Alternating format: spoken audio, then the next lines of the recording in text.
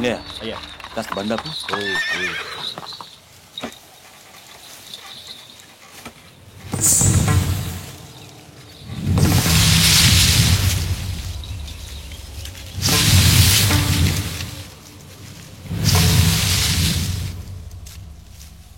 ఎంత అద్భుతమైన చిత్రపటం చిత్తు కాగితంలా ఇలా రోడ్డు మీద పడుందే. ఇక్కడికి ఎలా వచ్చింది? ఎవరు పడేశారు? దీని విలువేంటో తెలియక ఇలా పడేసుంటారు. అది ఒక అమ్మాయి బొమ్మ, దాన్ని అంతలా పొగుడుతారేంటండి? ఈ చిత్రపటం గొప్పతనం ఏంటో నా అలాంటి ఒక చిత్రకారుడికి మాత్రమే తెలుస్తుంది.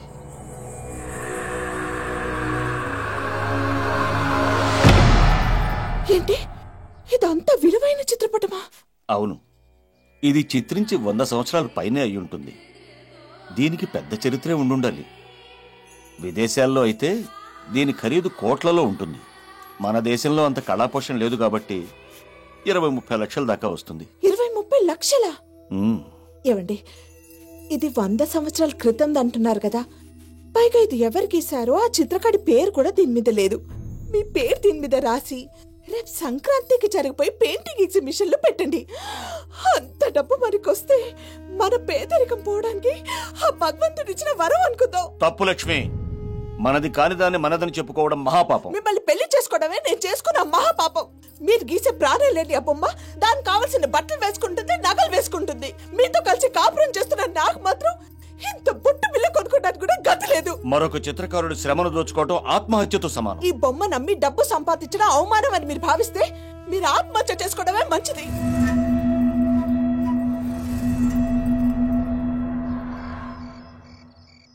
ఈ బొమ్మ నమ్మి డబ్బు సంపాదించడం అవమానం అని మీరు భావిస్తే మీరు ఆత్మహత్య చేసుకోవడమే మంచిది.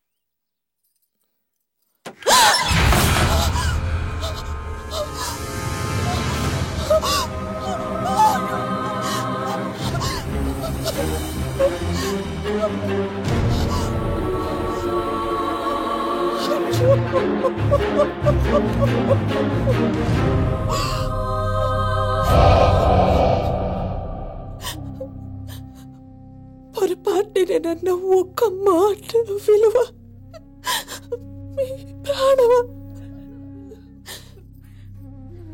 ఎవరైనా అర్హత కలవారికి ఆ బొమ్మను కానుకిచ్చేయండి. శాస్త్రీయ నృత్య పోటీల సందర్భంగా జరిగిన నాట్య ప్రదర్శనలో ప్రథమ స్థానంలో నిలిచిన గాయత్రి నివాసులకు 100 సంవత్సరాల చరిత్ర కలిగిన ఈ అపూర్వ చిత్రపటాన్ని బహుమతిగా అందజేస్తున్నాం.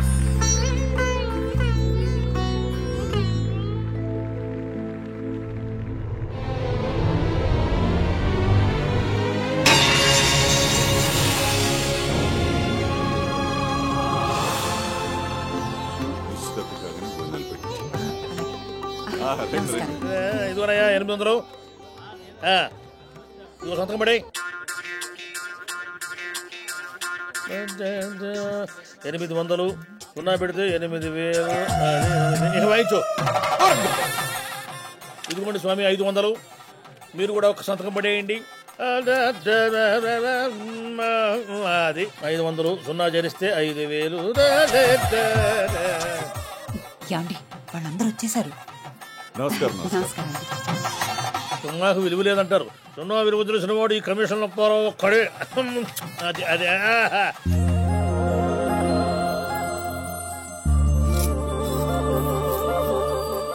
నాన్న, 40,000 ఎక్కడ పెట్టావో చెప్తే చాలు కదే. ఫిగర్ బయటికి చెప్తావే, మీ మామయ్య వింటే. పో. నువ్వా?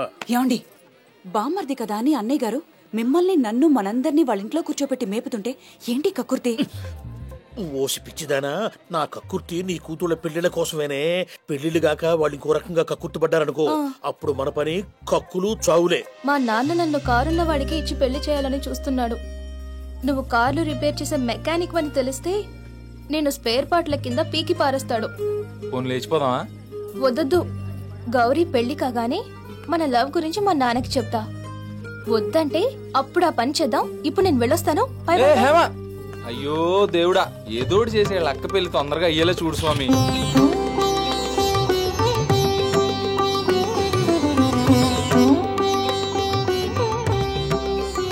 ఎక్కడ మన చెల్లెలు? పెళ్లి వాళ్ళంతా వచ్చేసారు, ఇంకా ఎంతసేపు? తన కాలేజ్ ఫ్రెండ్స్ వచ్చారు కదమ్మా, వాళ్ళందరూ కలిసి దాన్ని రెడీ చేస్తున్నారు, అందుకే లేట్. పెళ్లి కొడుకు ఈ గెటప్లో చూస్తే ముందు శోభనం తర్వాత పెళ్ళంటాడేమని. చూడు గీత, నీ చెల్లెలు ఫ్రెండ్స్ అంతా సిటీ నుంచి వచ్చారు కదా, ఎవరిని అవుట్ హౌస్ కు వెళ్లకుండా చూసుకో.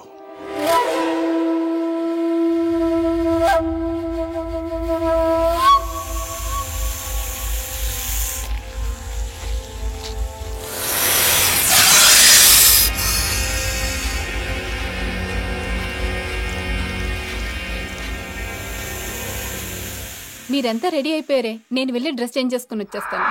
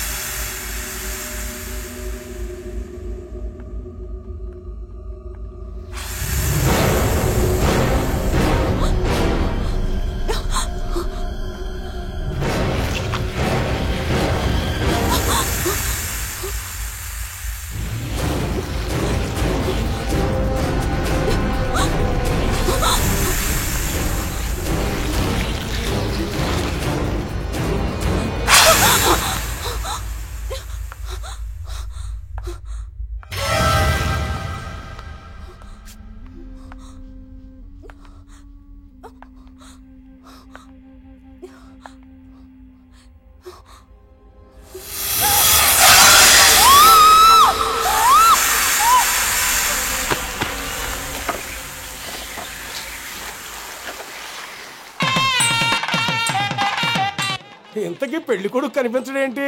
మామగారి ఆస్తిపాస్తుల్ని అంచనా వేయటానికి ఇల్లు మొత్తం చూడటానికి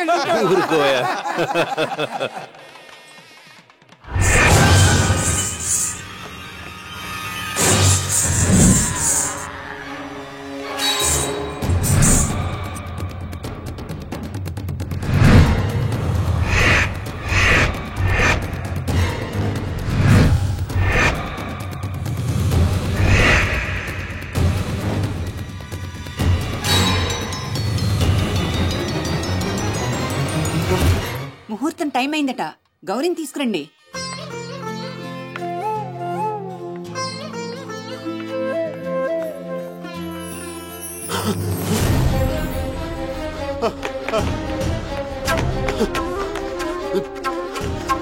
అమ్మా, నానా, నాకు ఈ పెళ్ళొద్దు, ఈ పెళ్లి కూతురు వద్దు. రండి వెళ్ళిపోదాం.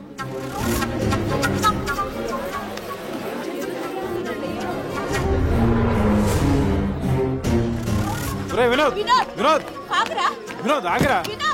వినోద్, పెళ్లి చూపులకు వచ్చి ఇలా వెళ్ళడం మర్యాద కాదురా. నానా, ముందు కారెక్కండి, అన్ని ఇంటికి వెళ్ళగా చెప్తాను.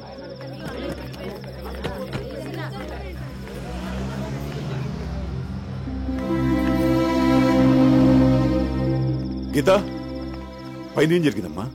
పెళ్లి కొడుకు మన సంబంధం వద్దని ఎందుకు వెళ్ళిపోతున్నాడు? ఏంటి, పెళ్లి కొడుకు వెళ్ళిపోయాడా?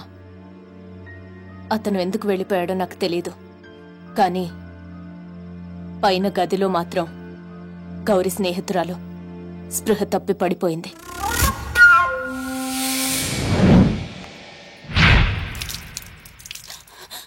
ఏంటమ్మా కళ్ళు తిరిగి పడిపోయావా? ఏంటి పావా? పెద్ద పాము 30 అడుగుల పొడవుంది. పడగ విప్పి నన్ను చూసి బుసగొట్టింది. ఏమండి ఏమిటండి ఇది? అంత పెద్ద పావుని చూశానని చెప్తుంది. 3 సంవత్సరాల క్రిందట మన పెరట్లో 30 అడుగుల పాము కుబుసం చూశాను చెప్పాను, గుర్తుందా? అప్పుడు మీరెవరూ నమ్మలేదు. ఇప్పుడు ఆ అమ్మాయి చెప్పిందని బట్టి ఖచ్చితంగా ఆ పాము ఇక్కడే ఎక్కడో ఉంటుండాలి.